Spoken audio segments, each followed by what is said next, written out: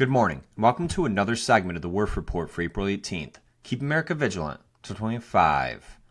Genius. President Trump is making strategic moves which appear to be headed toward declaring a national security emergency on election fraud, which is greatly necessary. A new report exposes $100 million in dark foreign money to bankroll radical ballot initiatives in 25 states. A Democrat admits to weekly meetings to coordinate lawfare against Trump. New emails show Joe Biden was brokering oil and gas deals to help his son Hunter in Burisma through a private email account. The illegal alien being coddled by Democrats was detained for human trafficking in 2022, but ordered released by the Biden administration. A major censorship agency is now closed, and Trump-hating Attorney General Letitia James in New York is criminally referred for mortgage fraud. First to New York, where Attorney General Letitia James, who falsely prosecuted Trump for making false or misleading statements to finance institutions, has now been criminally referred to the DOJ by the Federal Housing Finance Agency for the same thing.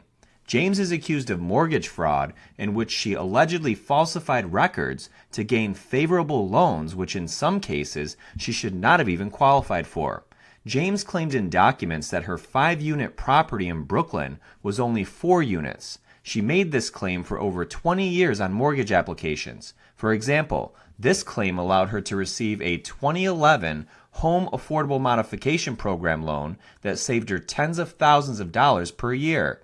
She also secured a conforming loan through Fannie Mae/Freddie Mac, which was only available to properties that were up to 4 units. The certificate of occupancy clearly states that the property is 5 units. She also claimed her Virginia property is her primary residence, even though she doesn't live there. And according to New York City Department of Finance records, on May 20th, 1983, Letitia James and her father, Robert James, took out a real estate loan from Cadillac Funding Ltd. for $30,300 as husband and wife, so she either married her father or committed mortgage fraud. James, of course, responded to the allegations, stating that the evidence was baseless, except it's not. Official documents, which we've seen, prove otherwise. Now to MS-13 gang member and terrorist Abrego Garcia, who Democrats and the fake news media are trying to paint as an innocent Maryland father who was mistakenly deported. The illegal immigrant, aside from his crime of entering the country illegally and having been determined by 2 courts that he is a member of the violent MS-13 terrorist organization, was reportedly detained in December of 2022 by a Tennessee Highway Patrol officer for alleged human trafficking while transporting 7 other people from Texas to Maryland without a driver's license. Garcia was detained. However, Joe Biden's FBI ordered that all 8 people be released. At the time, he was also on a terrorist watch list. And by the way, he was not mistakenly deported. This was intentionally injected into the case by a corrupt official who is now gone, so that the mainstream media and Democrats could have something to grasp onto and run with the false narrative that this was some kind of administrative error. It was not.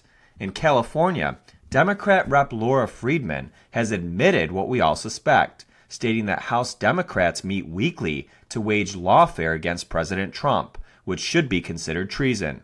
Friedman stated, quote, "Every single week we have a litigation working group where a large group of us, and I'm talking maybe 75 members of the House, sit down with the AGs to talk about legal strategy." And quote, "This is all going on every single week behind the scenes. It is nonstop talk, nonstop introduction of bills and legislation, nonstop being on social media as much as we can without being throttled, without the crazy analytics, and doing all these things. Insane." Secretary of State Rubio has finally closed the ridiculous Counter Foreign Information Manipulation and Interference Office, previously known as the Global Engagement Center, which is the head of censorship of the American people, paid for with taxpayer dollars. So great news there. The America First Policy Institute has exposed $100 million in foreign dark money laundered through the 1630 Fund to bankroll radical ballot initiatives in 25 states. The institute states, quote, Non-citizens can influence U.S. elections and domestic policy through donations to ballot initiatives. Instead of the ballot initiative process being decided by state residents who are affected by the result, foreign billionaires, often driven by an ideological agenda, impose their will on U.S. citizens by funneling large amounts of money into the ballot initiative process and swaying the results. Those initiatives included election law, abortion, and drug policy. Can you say George Soros? Finally, to two major stories. New unredacted emails showed Joe Biden was negotiating oil and gas deals to help Hunter and Burisma. And Trump's genius move is paving the way for a national security emergency declaration over election fraud. You cannot miss this, folks. Folks, here's where we ask for your help. YouTube and other platforms continue to ban and punish our channel for our truthful reporting, previously labeling our content as, quote, harmful to the public. They will ban us permanently in the future. It's only a matter of when. So if you love the Werff Report, please help us out. Sign up for full segments at thewerffreport.com/register, where we can say exactly what we want without the censorship or suppression. Only $6.99 a month or $49.99 a year. We also have a new lifetime subscription option where you pay $99.99 once and you have the Werff Report for life. Sign up for a lifetime subscription at thewerffreport.com/lifetime. You can also make a one-time donation by clicking the donate button at the top right corner of thewerffreport.com to donate any amount you like and support us even more. We also ask that you follow us on our newest platform, Spotify.